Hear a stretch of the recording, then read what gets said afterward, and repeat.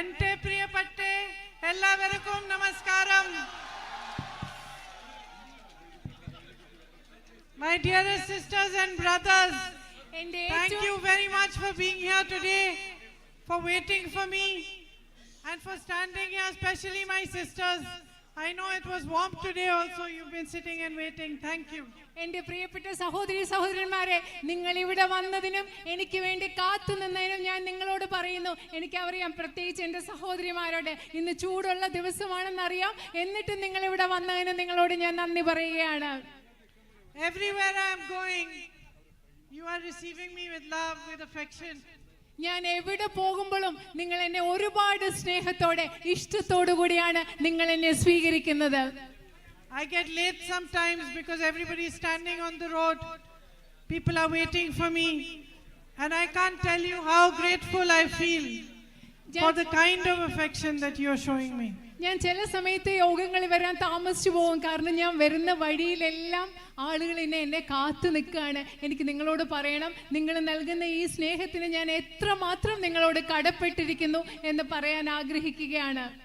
I know that the reason you are here is because you have a deep bond of love and of respect with my brother. നിങ്ങൾ ഇന്ന് ഇവിടെ വന്നു നിൽക്കുന്നതിന്റെ കാരണം എന്താണെന്ന് എനിക്കറിയാം. നിങ്ങൾക്ക് എൻ്റെ സഹോദരനുമായിട്ട് വളരെ ആഴത്തിലുള്ള സ്നേഹം നിറഞ്ഞ, ബഹുമാനം നിറഞ്ഞ ഒരു ബന്ധമുണ്ട്. He also loves you very much. എൻ്റെ സഹോദരൻ അദ്ദേഹവും നിങ്ങളെ വളരെയധികം സ്നേഹിക്കുന്നുണ്ട്. He was not happy to leave Wayanad. വയനാട്ടിൽ നിന്ന് പോകാൻ എൻ്റെ സഹോദരന് ഒട്ടും സന്തോഷമില്ലായിരുന്നു.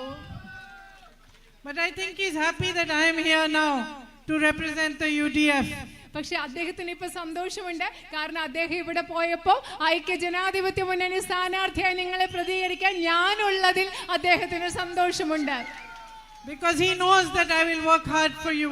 കാരണം അദ്ദേഹത്തിന് അറിയാം നിങ്ങൾക്ക് വേണ്ടി ഞാൻ കഠിനമായി പ്രയത്നിക്കും എന്ന് അദ്ദേഹത്തിന് അറിയാം. And I will fight for you. ഞാൻ നിങ്ങൾക്ക് വേണ്ടി പോരാടും എന്ന് അദ്ദേഹത്തിന് അറിയാം.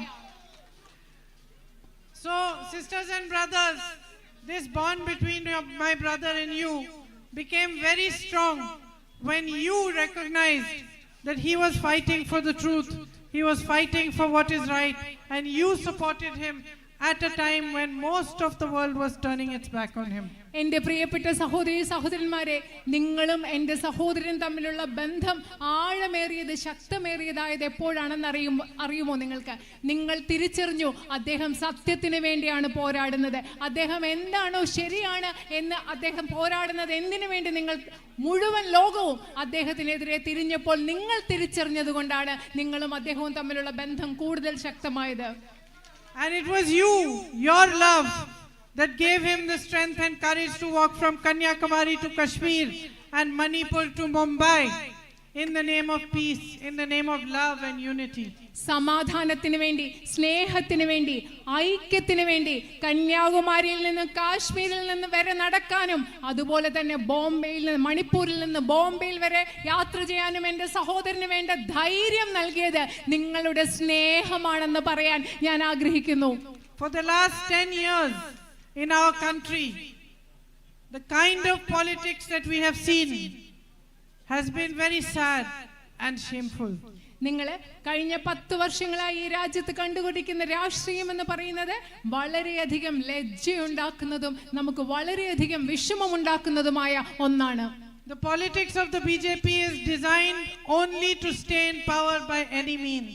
ഏത് വിധേനയും അധികാരത്തിലിരിക്കാൻ വേണ്ടി മാത്രം രൂപകൽപ്പന ചെയ്തതാണ് BJPയുടെ രാഷ്ട്രീയം എന്ന് പറയുന്നത്. There is no focus on your actual needs. നിങ്ങളുടെ യഥാർത്ഥ ആവശ്യങ്ങൾ എന്താണോ അതിൽ ഒരു ശ്രദ്ധയുമില്ലാത്ത രാഷ്ട്രീയമാണ് അവരുടെ രാഷ്ട്രീയം. It's so evident during election time. അത് ഇലക്ഷൻ തെരഞ്ഞെടുപ്പ് സമയം വരുമ്പോൾ അത് വളരെ പ്രകടമാണ്.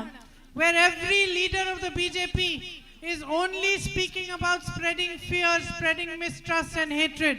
ബിജെപിയുടെ ഓരോ രാഷ്ട്രീയ നേതാവും ജനങ്ങൾക്കിടയിൽ ഭയം, ജനങ്ങൾക്കിടയിൽ വിദ്വേഷം, ജനങ്ങൾക്കിടയിൽ അവിശ്വാസം ഇത് വളർത്തുന്നതിന് വേണ്ടിയാണ് സംസാരിക്കുന്നത്. Instead of discussing the things that really matter to you. നിങ്ങൾക്ക് പ്രധാനപ്പെട്ട പ്രശ്നങ്ങൾ ചർച്ച ചെയ്യുന്നതിന് പകരമാണ് അവരിത് ചെയ്യുന്നത്. Today unemployment is highest in the country than it ever was for 45 years. 45 വർഷത്തെ ഏറ്റവും വലിയ തൊഴിലില്ലായ്മ നിരക്കാണ് ഇന്ന് നമ്മുടെ രാജ്യത്തുള്ളത്. My sisters, you know how much prices of every single thing have risen. എന്റെ സഹോദരിമാരെ, നിങ്ങൾക്കറിയാം നമ്മുടെ രാജ്യത്ത് ഓരോ വസ്തുവിന്റെയും വില എത്രമാത്രം കൂടിയിട്ടുണ്ടെന്ന്. You go to the market to buy something, there's a festival, you want to celebrate. You leave half the things that you thought of buying and come back home. നിങ്ങൾ കടയിൽ പോയി എന്തെങ്കിലും സാധനം വാങ്ങിക്കണം, നിങ്ങൾക്കൊരു ആഘോഷം വരുന്നു, നിങ്ങൾക്ക് ആഘോഷിക്കണം, ഉത്സവം വരും. പക്ഷെ നിങ്ങൾക്ക് ഈ വില കാരണം നിങ്ങൾ പകുതി സാധനങ്ങൾ എന്താണോ വാങ്ങാൻ ഉദ്ദേശിച്ചത് അത് വാങ്ങാതെ നിങ്ങൾ തിരിച്ചു വരും. Life is not easy for you today. നിങ്ങൾക്ക് ഇന്ന് ജീവിതം എന്ന് പറയുന്നത് നിങ്ങൾക്ക് ഇന്ന് എളുപ്പമല്ല. It never was. But the work that the government should do to support you to have a stronger life, to be able to build a stronger future, to be able to face difficulties is not being done. കാരണം ജീവിതം ഒരിക്കലും എളുപ്പമായിരുന്നില്ല. പക്ഷെ ഇന്നത്തെ സാഹചര്യത്തിൽ എന്താ സംഭവിക്കുന്നത്? ജീവിതം മെച്ചപ്പെട്ടതാകാൻ, കുറച്ചുകൂടെ കരുത്തുള്ള മെച്ചപ്പെട്ട ഒരു ജീവിതം നയിക്കാൻ നിങ്ങൾക്ക് നൽകേണ്ട പിന്തുണ നൽകാൻ ഗവൺമെന്റുകൾക്ക് ഇന്ന് സാധിക്കുന്നില്ല. Just the basic fact that agriculture is the backbone of our whole country's economy. നമ്മുടെ രാജ്യത്തെ സമ്പദ് വ്യവസ്ഥയുടെ നട്ടെൽ എന്ന് പറയുന്നത് കൃഷിയാണ് എന്നതൊരു അടിസ്ഥാന വസ്തുതയാണ്. And used to be a great provider of jobs and employment. Agriculture, കൃഷി എന്ന് പറയുന്നത് ഏറ്റവും കൂടുതൽ തൊഴിൽ നൽകാൻ പറ്റുന്ന ഒരു മേഖലയാവണം. Yet today every farmer is crying. പക്ഷേ ഇന്ന് നമ്മുടെ ഓരോ കർഷകരും കരഞ്ഞുകൊണ്ടിരിക്കുന്ന സാഹചര്യമാണുള്ളത്. He doesn't get the right price for his crops. കാരണം വിളകൾക്ക് കൃത്യമായിട്ടുള്ള വില നമ്മുടെ കർഷകർക്ക് ലഭിക്കുന്നില്ല. This morning I was talking to a family of 4 brothers. ഞാൻ ഇന്ന് രാവിലെ ഒരു 4 സഹോദരരുടെ ഒരു കുടുംബത്തോട് ഞാൻ ഇന്ന് സംസാരിക്കുകയായിരുന്നു. They grow banana, coffee, pepper, cinnamon, ginger. അവര് വാഴകൃഷി നടത്തുന്നു, ഇഞ്ചി കൃഷി, കറുവാപ്പട്ട കൃഷി, കുരുമുളക് കൃഷി, കാപ്പി കൃഷി ഒക്കെയാണ് അവർ നടത്തുന്നത്. They told me they don't see a future. അവരെന്നോട് പറയാണ് ഞങ്ങൾക്കൊരു ഭാവി കാണാനേ പറ്റുന്നില്ല. One of them wants to sell his land and move. അതിൽ ഒരാൾക്ക് അയാളുടെ ഭൂമി വിറ്റിട്ട് വേറെ എവിടോട്ടെങ്കിലും പോയി താമസിക്കണമെന്നാണ് പറയുന്നത്. Neither are they getting the right price for their crops. അവരുടെ വിളകൾക്ക് അവർക്ക് കൃത്യമായ പൈസ വില കിട്ടുന്നില്ല. Nor do they get compensation when their crops get destroyed by rain. മഴ വന്ന് വിളനാശം സംഭവിക്കുമ്പോൾ കർഷകർക്ക് വേണ്ട നഷ്ടപരിഹാരവും ഇവിടെ കിട്ടുന്നില്ല. Nor do they get any support and help when monkeys and other animals come and destroy their crops. കുരങ്ങുകളും അതുപോലെ മറ്റ് വന്യമൃഗങ്ങളും വന്ന് അവരുടെ വിളകളെ നശിപ്പിക്കുമ്പോൾ അവർക്ക് യാതൊരു പിന്തുണയും ഇവിടെ കിട്ടുന്നില്ല. On top of that they have to pay taxes on everything. അത് മാത്രമല്ല അതിലും മുകളിലായിട്ട് അവർക്ക് എല്ലാത്തിലും നികുതി അടയ്ക്കേണ്ടി വരികയാണ്. With so much potential here in Wayanad, such beautiful crops, as I said, like coffee, rubber, banana, areca, you still have no hope for the future. ഇവിടെ ഇത്രയും സാധ്യതകൾ ഈ നാട്ടിലുണ്ട്. ഞാൻ നേരത്തെ പറഞ്ഞ പോലെ ഇവിടെ കാപ്പി കൃഷിയുണ്ട്, അടയ്ക്ക കൃഷിയുണ്ട്, വാഴ കൃഷിയൊക്കെ ഉണ്ട്. എന്നിട്ട് നിങ്ങൾക്ക് ഒരു ഭാവി കാണാൻ സാധിക്കില്ല എന്ന് പറയുകയാണ്. 16 lakh crore rupees are waived for the biggest businessmen. Not 1 rupee of loans is waived for you. ഈ രാജ്യത്തെ ആദ്യ സമ്പന്നരായ വ്യവസായികൾക്ക് വേണ്ടി 16 ലക്ഷം കോടി രൂപയുടെ കടങ്ങളാണ് എഴുതി തള്ളുന്നത്. എന്നാൽ ഇവിടുത്തെ കർഷകർക്ക് വേണ്ടി ഒരു രൂപ പോലും ഈ ഗവൺമെന്റ് എഴുതി തള്ളുന്നില്ല. Yesterday I met some representatives of small businesses. ഞാൻ ഇന്നലെ ചെറിയ കച്ചവടക്കാരുടെ പ്രതിനിധികളായ ചെറിയ വ്യവസായികളായ കുറച്ചുപേരെ കണ്ടു. Here, like these shops like Shahana over here and the other shops I can see are Gauri nylons over here. ഇവിടെ ഇതുപോലെ ഷഹാന എന്ന് പറഞ്ഞ businesses like yours. Gauri nylon എന്ന് പറയുന്ന കടയുണ്ട്. അതുപോലത്തെ ആളുകളെ കണ്ടു. And shockingly they told me that not only are they paying GST on 100 different things, but now they also have to pay GST on rent. അത് മാത്രമല്ല എന്നെ ഞെട്ടിപ്പിച്ചുകൊണ്ട് അവർ പറഞ്ഞ എന്താണെന്നറിയോ, 100 കണക്കിന് കാര്യങ്ങൾ അവർക്ക് GST കൊടുക്കണം, ചരക്ക് സേവന നികുതി. അത് മാത്രമല്ല ഇപ്പൊ വാടക കൊടുക്കുന്നതിലും അവർക്ക് GST കൊടുക്കണമെന്നാണ് അവരെന്നോട് പറഞ്ഞത്. They looked at me, they said, how are we going to earn anything? അവരെന്നോട് ചോദിച്ചിട്ട് പറയാം, എങ്ങനെയാണ് ഞങ്ങൾ എന്തെങ്കിലും ഒന്ന് സമ്പാദിക്കാൻ പോകുന്നത്? What future do we have? ഞങ്ങൾക്ക് എന്ത് ഭാവിയാണുള്ളത്? And the same way, from every single sector all I hear is pain, suffering, problems. അങ്ങനെ അതേ അർത്ഥത്തിൽ ഞാൻ എല്ലാവരിൽ നിന്നും ഏത് മേഖലയിൽപ്പെട്ട ആളുകളിൽ നിന്നും ഞാൻ കേൾക്കുന്നത് അവരുടെ കഷ്ടപ്പാടിനെ കുറിച്ചാണ്, അവരുടെ വേദനയെ കുറിച്ചാണ്. If you had employment opportunities here, so many of you would not have to migrate and go to different countries to earn a living. നിങ്ങൾക്ക് ഇവിടെ ആവശ്യത്തിനുള്ള തൊഴിലവസരങ്ങൾ ഉണ്ടായിരുന്നെങ്കിൽ നിങ്ങൾക്ക് ഒരുപാട് പേർക്ക് മറ്റ് രാജ്യങ്ങളിലേക്ക് കുടിയേറ്റം ചെയ്ത് ജീവിക്കാൻ വേണ്ടി മറ്റ് രാജ്യങ്ങളിലേക്ക് പോകേണ്ട ആവശ്യം ഇവിടെ ഉണ്ടാകുമായിരുന്നില്ല. If you had the right education facilities, you wouldn't have to leave here to go and study for your higher education. നിങ്ങൾക്ക് കൃത്യമായിട്ടുള്ള ശരിയായിട്ടുള്ള വിദ്യാഭ്യാസ സ്ഥാപനങ്ങൾ ഇവിടെ ഉണ്ടായിരുന്നെങ്കിൽ ഉന്നത വിദ്യാഭ്യാസം ചെയ്യുന്നതിന് വേണ്ടി നിങ്ങൾക്ക് വേറെ സ്ഥലങ്ങളിൽ പോകേണ്ട ആവശ്യമില്ലായിരുന്നു. If a government was truly working for you, there would not be delays in your social security pensions. നിങ്ങളുടെ സാമൂഹ്യ സുരക്ഷാ പെൻഷനുകൾ നൽകുന്നതിൽ ഒരു താമസവും ഉണ്ടാകുമായിരുന്നില്ല ശരിക്കും ഗവൺമെന്റ് നിങ്ങൾക്ക് വേണ്ടി പ്രവർത്തിക്കുന്ന ഗവൺമെന്റ് ആണെങ്കിൽ. Or in SC/ST scholarships. അതുപോലെ തന്നെ നിങ്ങൾക്ക് SC/ST സ്കോളർഷിപ്പിന്റെ കാര്യത്തിലും there would be proper support for you in every sphere. നിങ്ങൾക്ക് എല്ലാ മേഖലകളിലും കൃത്യമായ പിന്തുണ ലഭിക്കേണ്ട ആവശ്യമുണ്ട്. These needs are very basic needs. ഈ പറയുന്ന ആവശ്യങ്ങൾ എന്ന് പറയുന്നത് നിങ്ങളുടെ അടിസ്ഥാനപരമായ ആവശ്യങ്ങളാണ്. Everywhere I go in Upper Wayanad, they say medical college, medical college. It's a basic need. ഞാൻ എവിടെ വയനാട്ടിൽ മുകളിൽ പോകുന്നു അവിടെ എല്ലാ ആളുകൾ പറയും മെഡിക്കൽ കോളേജ്, മെഡിക്കൽ കോളേജ്. സത്യം പറഞ്ഞാൽ അതൊരു അടിസ്ഥാന ആവശ്യമാണ് മനുഷ്യരുടെ. Today a journalist asked me, why is there no medical college? I said I don't understand why. ഇന്ന് എന്നോട് ഒരു പത്രപ്രവർത്തകൻ ചോദിച്ചു എന്തുകൊണ്ടാണ് ഇവിടെ ഒരു മെഡിക്കൽ കോളേജ് ഇല്ലാത്തത്. ഞാൻ പറഞ്ഞു എനിക്ക് മനസ്സിലാവുന്നില്ല എന്തുകൊണ്ടാണ് അത് ഇല്ലാത്തതെന്ന്. I don't understand why there are not basic health facilities over here. എനിക്ക് മനസ്സിലാകുന്നില്ല എന്തുകൊണ്ടാണ് ഇവിടെ ആരോഗ്യ സംരക്ഷണത്തിന് വേണ്ട അടിസ്ഥാന സൗകര്യങ്ങൾ ഇല്ലാത്തതെന്ന് എനിക്ക് മനസ്സിലാകുന്നില്ല. Because it's not a political issue. കാരണം ഇതെന്ന് പറയുന്നത് ഒരു രാഷ്ട്രീയ പ്രശ്നമല്ല. Just like compensation for the disaster that happened here is not a political issue. അതുപോലെ ഇവിടെ നടന്ന ഒരു ദുരന്തത്തിൽ അതിജീവിച്ച ആളുകൾക്ക് നഷ്ടപരിഹാരം നൽകുക എന്ന് പറയുന്നത് ഒരു രാഷ്ട്രീയ പ്രശ്നമല്ല. It should not matter who is in power. ആര് അധികാരത്തിൽ ഇരിക്കുന്നത് എന്നുള്ളതല്ല ഇവിടെ ശ്രദ്ധിക്കേണ്ടത്. When an issue like this is faced, when there is a tragedy of this scale, where hundreds of people have been washed away, whole families have been washed away, whole businesses, whole houses have gone, nobody should be playing politics with it. ഇവിടെ ഇത്രയും വ്യാപ്തിയുള്ള ഇത്ര വലിയ ഒരു ദുരന്തം നടന്നപ്പോൾ നൂറുകണക്കിന് ആളുകളുടെ ജീവൻ നഷ്ടപ്പെട്ടപ്പോൾ ഒരുപാട് ജീവനോപാധികൾ നഷ്ടപ്പെട്ടപ്പോൾ ബിസിനസ്സുകൾ ഇല്ലാതായപ്പോൾ വീടുകൾ ഇല്ലാതായപ്പോൾ ആളുകൾ ഇവിടെ ഒരിക്കലും ഇതിൽ രാഷ്ട്രീയം കളിക്കരുത്. Health facilities, education facilities, jobs, this is your right. It's not a favor any government is doing for you.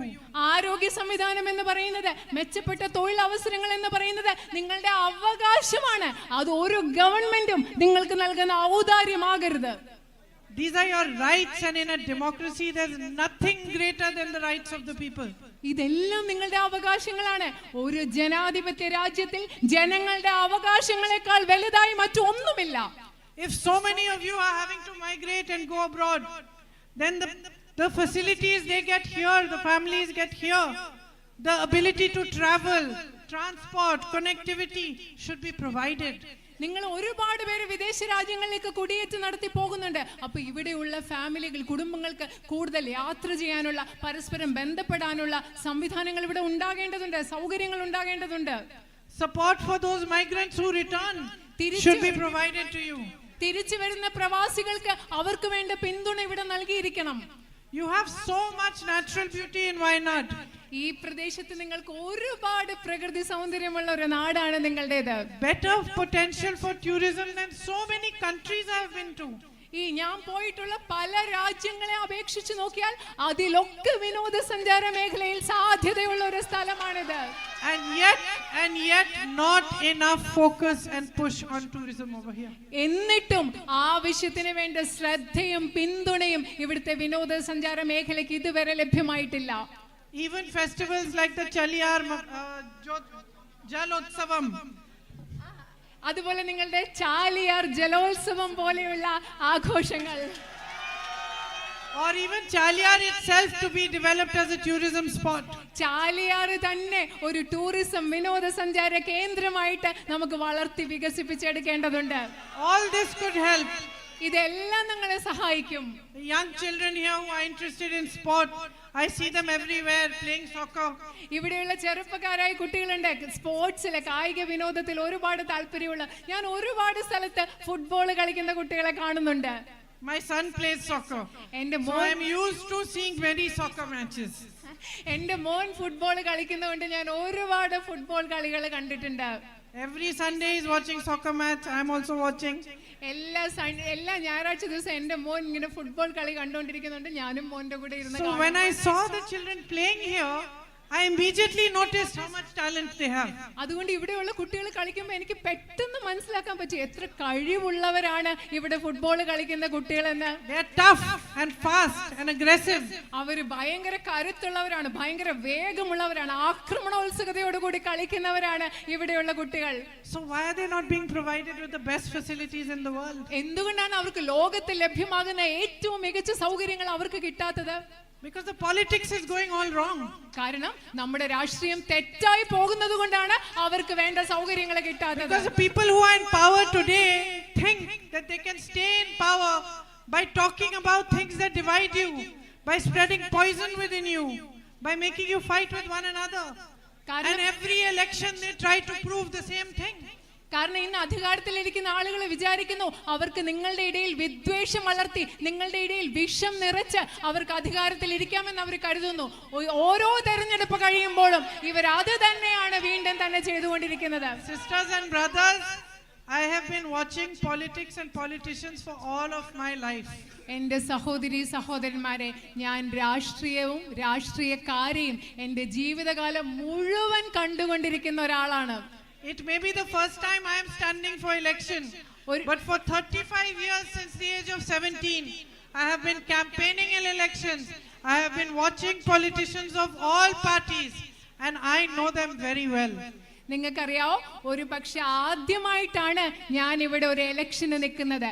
പക്ഷെ കഴിഞ്ഞ 35 വർഷങ്ങളായി 17ാമത്തെ വയസ്സ് മുതൽ ഞാൻ എല്ലാ പാർട്ടിയിലുമുള്ള രാഷ്ട്രീയക്കാരെയും കൃത്യമായി നിരീക്ഷിക്കുന്ന ആളാണ്. എനിക്ക് രാഷ്ട്രീയക്കാരെ നന്നായിട്ട് മനസ്സിലാക്കാൻ സാധിക്കും. And I will tell you what is the worst thing to do for the public. എനിക്ക് നിങ്ങളോട് പറയാൻ സാധിക്കും, ഈ രാജ്യത്തെ പൊതുജനങ്ങൾക്ക് വേണ്ടി ചെയ്യുന്ന ഏറ്റവും മോശമായ കാര്യം എന്താണെന്ന് ഞാൻ പറയാം. If somebody who has power understands that he can keep that power by distracting you and he does not need to be answerable to you for the problems that you have, he does not need to serve you, he simply needs to distract you, talk about religion, talk about caste, and he will stay in power. That is the worst thing you can do. നിങ്ങൾക്കറിയാമോ, അധികാരത്തിലിരിക്കുന്ന ഒരു രാഷ്ട്രീയ നേതാവ് നിങ്ങളുടെ യഥാർത്ഥ പ്രശ്നങ്ങൾ എന്തെന്ന് ചർച്ച ചെയ്യാതെ യഥാർത്ഥ പ്രശ്നങ്ങളിൽ നിന്ന് നിങ്ങളുടെ ശ്രദ്ധ തിരിച്ചു മാറ്റി നിങ്ങളെ വിഭജിപ്പിച്ച് അധികാരത്തിലിരിക്കാൻ ശ്രമിക്കുകയാണെങ്കിൽ, അങ്ങനെ അധികാരത്തിലിരിക്കാമെന്ന് കരുതുന്നുണ്ടെങ്കിൽ ഈ രാജ്യത്തെ ജനങ്ങളോട് ചെയ്യാവുന്ന ഏറ്റവും മോശമായ കാര്യം അതാണെന്ന് ഞാൻ നിങ്ങളോട് പറയുകയാണ്. While I was working in UP one day, I went into a lady's house. ഞാൻ യുപിയിൽ പ്രവർത്തിച്ചുകൊണ്ടിരിക്കുന്ന സമയത്ത്, ഉത്തർപ്രദേശിൽ പ്രവർത്തിക്കുന്ന സമയത്ത് ഒരു സ്ത്രീയുടെ വീട്ടിലേക്ക് ഞാൻ ഒരു ദിവസം പോയി. She had nothing. ഒന്നും ഉണ്ടായിരുന്നില്ല ആ സ്ത്രീക്ക്, except her 3 little children. ആ 3 കുട്ടികളല്ലാതെ, ചെറിയ കുഞ്ഞുങ്ങളല്ലാതെ ആ സ്ത്രീക്ക് ഒന്നും ഉണ്ടായിരുന്നില്ല. There was a tap in her house but no water. അവിടെ ഒരു പൈപ്പ് ഉണ്ടായിരുന്നു, ഒരു ടാപ്പ് ഉണ്ടായിരുന്നു, പക്ഷെ ആ ടാപ്പിൽ വെള്ളം ഉണ്ടായിരുന്നില്ല. There was an electricity pole, no wires, no electricity. അവിടെ അതുപോലെ ഒരു വൈദ്യുത തൂണുണ്ടായിരുന്നു, പക്ഷെ അവിടെ വയറുകളില്ല, കറണ്ട് ഇല്ലായിരുന്നു. No school in her village. അവരുടെ ഗ്രാമത്തിൽ ഒരു സ്കൂളും ഇല്ല. So I asked her, who is your MLA? ഞാൻ അവരോട് ചോദിച്ചു, നിങ്ങളുടെ MLA ആരാണ്? And she said so and so. അന്ന് അവർ പറഞ്ഞു, ഈ ആളാണ് ഞങ്ങളുടെ MLA. So I said, who are you going to vote for this time? അപ്പൊ എന്നിട്ട് ഞാൻ അവരോട് ചോദിച്ചു, നിങ്ങൾ ആർക്ക് വേണ്ടിയാണ് ഈ പ്രാവശ്യം വോട്ട് ചെയ്യാൻ പോകുന്നത്? She said, I am going to vote for him. അപ്പൊ അവർ എന്നോട് മറുപടി പറഞ്ഞു, അതേ ആളിന് വേണ്ടിയാണ് ഞാൻ വോട്ട് ചെയ്യാൻ പോകുന്നത്. I said, but he hasn't done anything for you. ഞാൻ ചോദിച്ചു, പക്ഷെ ആ ആള് നിങ്ങൾക്ക് വേണ്ടി ഇതുവരെ ഒന്നും ചെയ്തിട്ടില്ല. I said, does he come here? ഞാൻ ചോദിച്ചു, അയാൾ നിങ്ങളുടെ വീട്ടിൽ വരാറുണ്ടോ? She said, no. ഇല്ല, വരാറില്ല. I am voting for him because of what he says about my religion. I like it. I am voting for him. ആ സ്ത്രീ പറഞ്ഞ എന്താണെന്നറിയോ, ഞാൻ ആ ആൾക്ക് വോട്ട് ചെയ്യാൻ പോകുന്നത് എന്താന്ന് വെച്ചാൽ അയാൾ എന്റെ മതത്തെ പറ്റി സംസാരിക്കുന്നു, അത് എനിക്ക് ഇഷ്ടമായതുകൊണ്ട് ഞാൻ ആളിന് വോട്ട് ചെയ്യാൻ പോകുന്നതാണ് ആ സ്ത്രീ പറഞ്ഞത്. So I said, very good.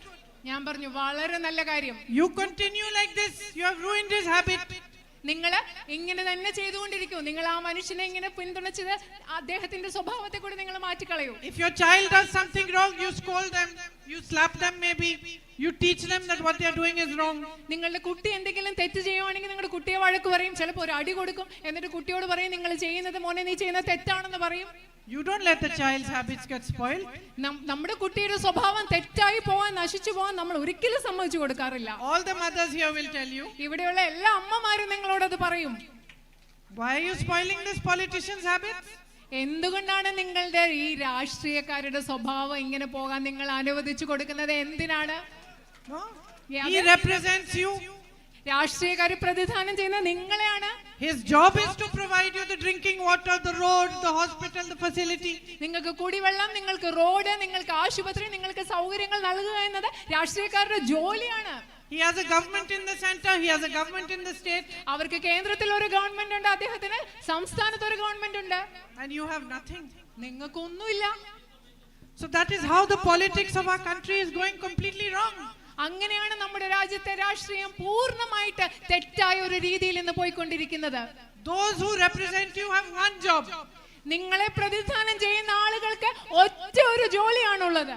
To uphold the values of the Constitution of India and to serve you day and night.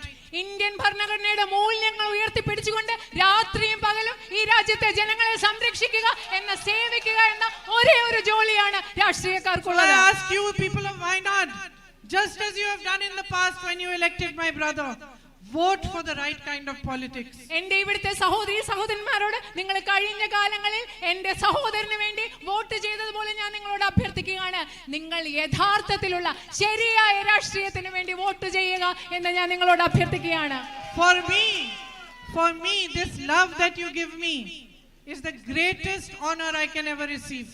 എന്നെ സംബന്ധിച്ചിടത്തോളം നിങ്ങൾ എനിക്ക് നൽകുന്ന സ്നേഹം എന്ന് പറയുന്നത് എനിക്ക് ജീവിതത്തിൽ ലഭിക്കാവുന്ന ഏറ്റവും വലിയ ആദരവായിട്ടാണ് ഞാൻ കണക്കാക്കുന്നത്.